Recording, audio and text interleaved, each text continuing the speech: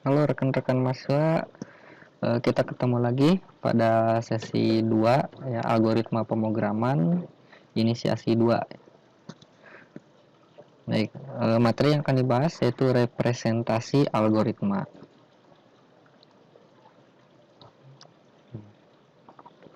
Nah, kita bicara dulu tinjauan mata kuliah. Mata kuliah inti pada program studi informasi ya. Algoritma ini merupakan mata inti ya. Jadi harus kalian benar-benar pahami.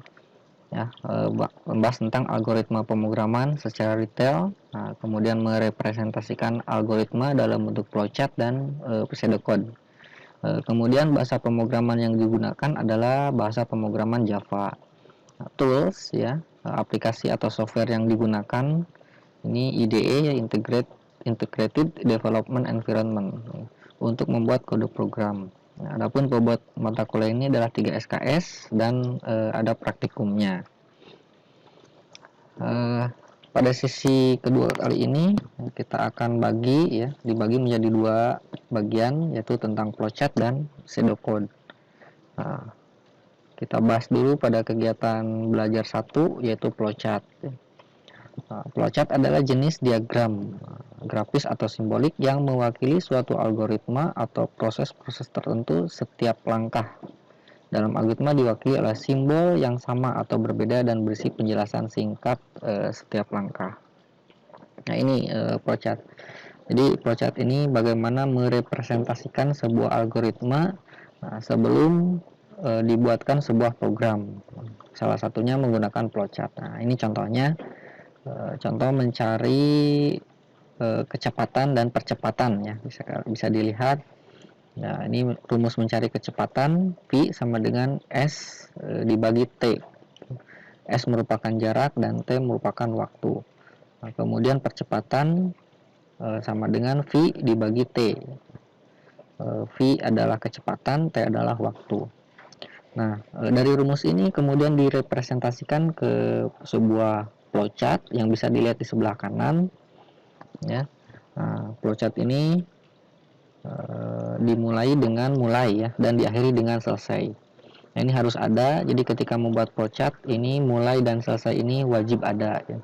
Nah, kemudian ada dideklarasikan apa saja variabel-variabel yang ada. Ini misalkan dari rumus ini ya, dari rumus V ST di sini ada V itu kecepatan, A ini percepatan, S itu jarak, T itu adalah waktu. Nah, apa yang diinputkan adalah S dan T. Nanti jadi di programnya nanti diinputkan S dan T. Nah, ini juga harus diingat ya, simbolnya. Simbol input itu adalah jajaran genjang ya. Nah, kemudian selanjutnya setelah diinputkan dihitung kecepatannya dengan rumus tadi V sama dengan S dibagi T. Nah, kemudian jika percepatan sama dengan V dibagi T. Nah, setelah itu ditampilkan. Nah, kecepatan ditampilkan dan percepatan ditampilkan. Nah, ini perlu diingat simbol-simbol pada saat membuat flowchart ya, seperti ini.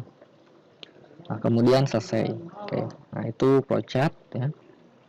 Ini keuntungan flowchart yang bisa dibaca nanti, kemudian keterbatasan flowchart. Nah, ini simbol-simbol yang perlu diperhatikan, yaitu mulai, ini nama simbolnya terminator, ini menunjukkan sebagai awal atau akhir dari proses algoritma. Jadi wajib ada ya ketika membuat sebuah flowchart. Nah, kemudian ini bentuk preparation digunakan untuk deklarasi atau inisiasi sebuah variabel atau tipe data. Nah, kemudian ini data ya, yang genjang tadi memasukkan atau menampilkan input atau output sini ya. Kemudian proses, nah apa yang dilakukan tadi pada menghitung kecepatan, berbentuk ini ya, V sama dengan S dibagi T ya, proses. Nah, ini hitung kecepatan. Nah, kemudian nanti juga ada decision ya, decision keputusan, memutuskan dari kemungkinan yang ada juga konektor warna bulat ini, kemudian ada tanda panah dan ada delay. Nah, simbol-simbol tersebut ini harus dipahami secara baik karena dalam membuat flowchart akan digunakan ya. Oke, nah ini pedoman dasar membuat flowchart, ini harus dipahami ya satu persatu. Nah ini dalam mengamal flowchart yang tepat, semua persyaratan yang diperlukan harus dicantumkan dalam urutan yang logis. Ya, harus berurutan dari awal sampai dengan akhir. Ini contohnya ya. Yang sebelah kiri ini salah, mulai langsung dihitung P sama dengan S dibagi T. Ini salah karena tidak berurutan ya, secara logis. Nah, harusnya bisa dilihat sebelah kanan, mulai, kemudian dideklarasikan dulu variabel-variabelnya, kemudian diinput, kemudian ditampilkan. Nah, ini seperti ini. Ini cara membuat flowchart. Kemudian diagram alur juga harus rapi, jelas, dan mudah diikuti. Seharusnya tidak ada ruang untuk ambiguitas dalam memahami flowchart. Nah, ini contoh flowchart ya, pilihan sebelah kiri ini mulai, proses langkahnya ini memilih ya. Biasanya memilih ya atau tidak. Nah, jika ya ini akan dilanjutkan ke proses yang kedua, jika tidak akan kembali lagi ke proses langkah pertama. Nah, kemudian ini dilanjutkan konektor, jadi dari sini dilanjutkan ke sebelah kanan, dari A ini lanjutkan ke sini, kemudian proses langkah 3, langkah 4 dan seterusnya sampai menampilkan sebuah output. Kemudian selesai. Nah, ini contoh flowchart, cara menulis flowchart ya. Ini juga contoh lainnya, mencari nilai terbesar dari 3 angka ya. Mulai input angka 1, angka 2, angka 3. Nah, jika angka 1 lebih besar dari angka 2, nah, jika lebih besar maka lanjutkan ke sebelah kanan, kemudian ditanyakan lagi jika angka 1 lebih besar dari angka 3, maka terbesar angka 1. Namun kembali lagi yang ke awal, jika angka 1 kurang dari angka 2 maka tidak ya ke sini. Ditanyakan lagi, jika angka 2 lebih besar dari angka 3, maka ya terbesar adalah angka 2, jika tidak maka terbesar adalah angka 3. Nah, ini juga sama ya, jika angka 1 kurang dari angka 3, tidak berarti terbesar angka 3. Nah, kemudian ini selesai ya, seperti ini. Jadi ini bagaimana merepresentasikan sebuah algoritma ke dalam sebuah flowchart.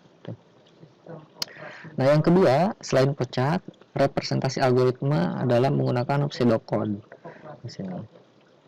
Nah, penggunaan ini ya, kata dan kalimat dalam pseudocode yang dimengerti oleh orang atau programmer. Jadi pseudocode ini lebih menyerupai sebuah program dibandingkan dengan flowchart.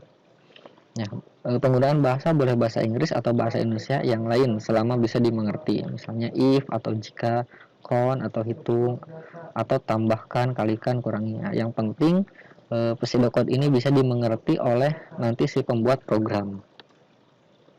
Nah, apa itu pseudocode? Nah, adalah deskripsi tingkat tinggi dan singkat yang ditulis untuk dibaca oleh manusia dan bukan untuk dibaca oleh mesin. Pseudocode sebagai kode bahasa Inggris atau bahasa apa saja yang digunakan oleh manusia. Nah, ini struktur pseudocode ya. Nah, ini jangan lupa, jadi harus ada strukturnya. Ada judul, ada nama program, ada kelasnya. Nah, ya. Karena kita menggunakan bahasa pemrograman Java berbasis kelas ya, maka harus ada kelasnya. Juga ada penjelasannya, penjelasan tentang algoritma berisi uraian singkat mengenai masalah yang akan diselesaikan. Kemudian ada deskripsinya, deskripsi semua nama yang dipakai meliputi nama tipe, nama konstanta, nama perubahan, nama prosedur dan nama fungsi. Kemudian implementasinya, yaitu langkah aksi algoritma ditulis di bagian implementasi. Nah, ini contohnya. Pseudocode mencari bilangan ganjil dari 1 sampai 10. Nah, dimulai dengan mulai, ini harus ada mulai dan selesai ya. Kelas mencari bilangan 1 SD10, deklarasi. Harus ada deklarasinya, integer i. Nah, ini variabelnya i. Nah, tipe datanya integer. Kemudian inisiasi awal i diisi oleh 1, kemudian perulangan. Nah, ini kode programnya ya. Nah, ini programnya dari baris 5 sampai dengan baris ke-8. Ini kode programnya. Nah, kemudian diakhiri dengan selesai. Jadi perbedaan pseudocode dengan flowchart.